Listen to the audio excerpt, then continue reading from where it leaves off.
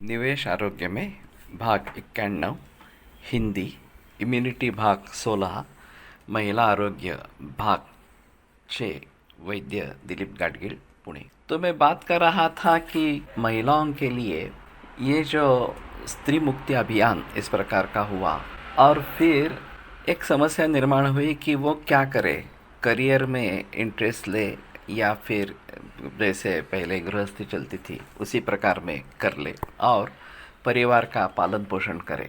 अब ये तो नहीं कहा जाता कि उनकी पढ़ाई ही न हो, लेकिन परिवार का पालन, खास करके बच्चों की तरफ ध्यान देना, ये एक अहम मुद्दा है और वो माँ ही कर सकती है।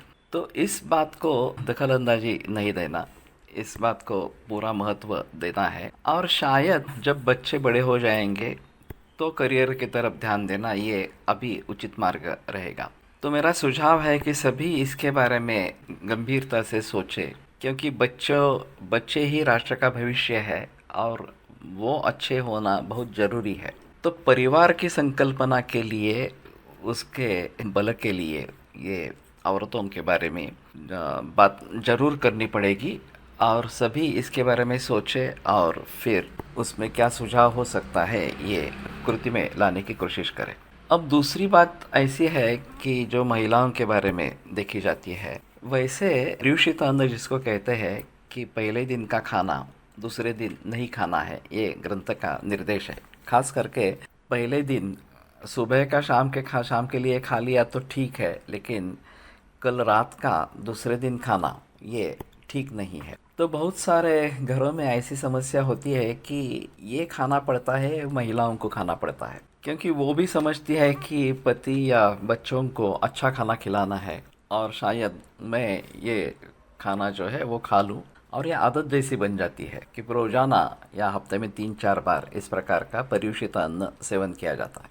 तो ये सरासर गलत बात है।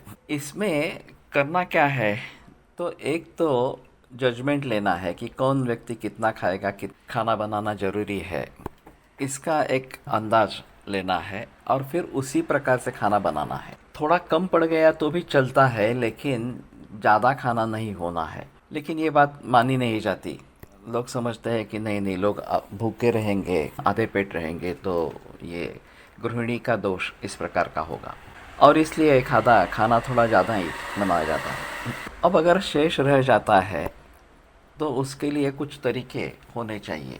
एक कंपोस्टिंग एक तरीका है कि अगर हमारे पास कुछ सुविधा है कि उसका कंपोस्टिंग करके उसके खत में परिवर्तित कर दे, नैसर्गिक खाद में, तो एक अच्छा तरीका है। इससे मीथेन गैस भी बनता है जो ज्वलन के लिए प्रयोग में लाया जा सकता है। तो उसके एक वायु करके अलग संकल्पना है कि उससे ये गैस बनता है और वो ज्वलन के काम के लिए आ जाता है। इस प्रकार से घर में अगर कुत्ते बिल्ली इस प्रकार के हैं तो उनको भी ये खाना जा सकता है, लेकिन वो उसी रात को उनको दे देना है। घर में काम करने वाली कोई औरत है जो देरी से घर से निकलती है, 8 बजे निकलती है, तो ये जो शेष खाना है वो लेके जा सकती है और उसी दिन उसी रात को ख़त्म कर सकती है। ये भी एक बात हो सकती है। तो मेरे कहने का तात्पर्य अर्थ है कि ये खाना शेष न रह जाए, इसलिए ये प्रयास करने हैं। अगर शेष रहता है तो किसी न किसी तरीके से उसका निपटारा, लेकिन ये दूसरे दिन नहीं खाना है। ये अच्छा लगता है करके